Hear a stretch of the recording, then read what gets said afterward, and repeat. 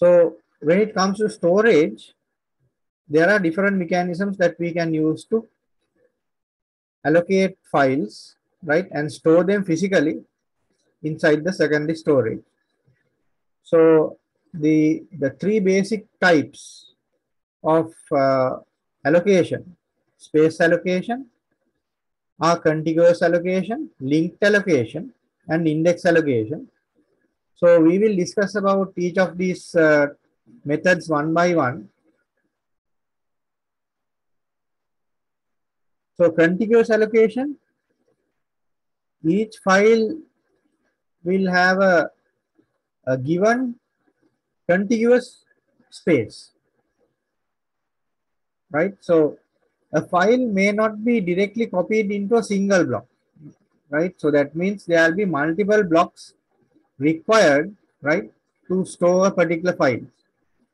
So therefore, in contiguous allocation, each file will get a contiguous memory space in the secondary storage, right? So this is actually a simple way, right? Easy to read, right? Because it is available in a continuous manner, right? So neighboring, only the read will be done, can be done sequentially, right? Write can be done efficiently as well because everything is available in a given space, right? Which is contiguous. So the information needed would be the starting location and the number of blocks, right? Because it is contiguous. So there are a lot of advantages, easy to read, right? Easy to locate, right? Quick reads, right? And can access randomly as well. But the drawbacks, sometimes when certain files are removed, there will be space available, but those space may not be enough for another file. So sometimes it may be a waste of space, right? And also a file cannot grow, right? If the file needs some more space, sometimes it may not be available continuously, right? So those are the disadvantages. So if I explain this by using a diagram, it would be like this, right? So you can see the disk and the directory structure will have number of files like count, tr, main, list, f. So these are file names. And in contiguous allocation, you need the start and the length, right? So when the start is 0, right, that means starting from the 0th block, length is 2, that means you have 2 blocks allocated, right? Then there are some free space. Then when you take f starting from 6, length is 2, 2 blocks are allocated, right? tr starting from 14, 3 allocated, 3 blocks allocated, right? 19 is male starting from 19 and ending at 6, right? So the length is 6. So like that. So now suppose that there is uh, a new file requires a space of length of 7. So this may not be able to allocate. Contiguous memory is not possible, right? Why not possible? Because there's no contiguous 7 blocks, but there are free space, but those are not contiguous, right? So that type of problems can occur in this particular method, contiguous allocation, right? And also suppose that count will be, the length of the count will be increased by another 6, right? So is it possible? So it has another 4 spaces free, but not 6, right? So in that case, either count need to be relocated, right? Or this F need to be relocated, or somehow the memory should be rearranged, right? So that is another drawback in this contiguous allocation. Then linked allocation. So linked allocation, the allocation is not contiguous, right? But there will be a pointer in each file to a next disk block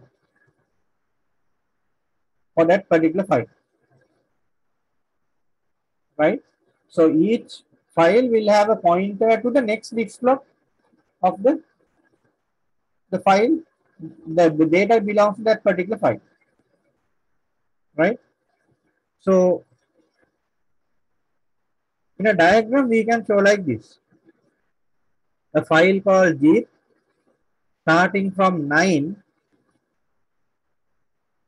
right? So it is starting from 9 and the pointer will be available from 9 to 16, right? 16 to 1, 1 to 10, 10 to 25, that is the end. So this is called as a linked allocation, right? So this is not simple like the contiguous allocation, right? So each file, so each block will have a pointer to the next block for that particular file, right? Then memory allocation problem, growth problem may not happen because if there are free space, we can link to another block and file can be growing. No waste of space. Space can be utilized, right? 100% space can be utilized, right? But when it comes to access time, then it will take more time than the continuous allocation. Why? Because it is not contiguous, then you have to search. On the disk, you have to search. Efficient in storage and managing the storage, but response time can be longer than contiguous allocation, right? So this would be the file allocation table, right? So we have the name, start block. Start block will refer to the other blocks in each file to the next block, right? So the data can be retrieved. So this will take some time, right? Because you have to search in each block, point to the next block, read it, load it, right? Like that.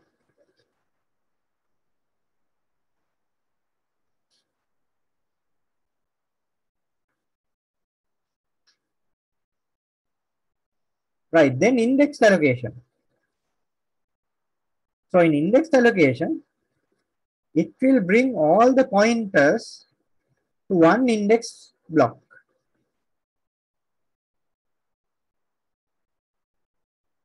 Right. So in the index table, it will be like this. So each of these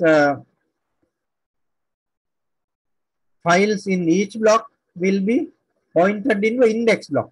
So index block will have the block numbers for that particular file, right? So in a diagram, it would be like this, right? So block 19 is the index block. So that means the file Jeep will be given the index block number. Index block number will have the number of blocks that is associated with file Jeep.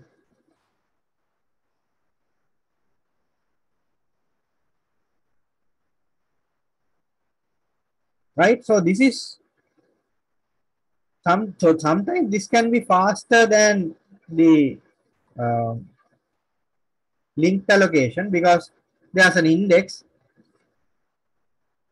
right?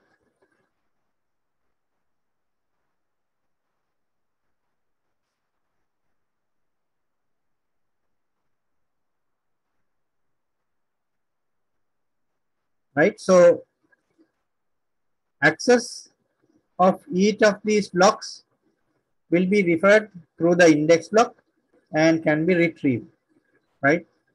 So this is also a efficient method, right, in terms of memory management, and can grow a particular file in terms of data, right? So easily we can put an index, right? So like this, there are a lot of advantages as well. So different file systems, so they tend to use different uh, allocations, uh, file allocations like this.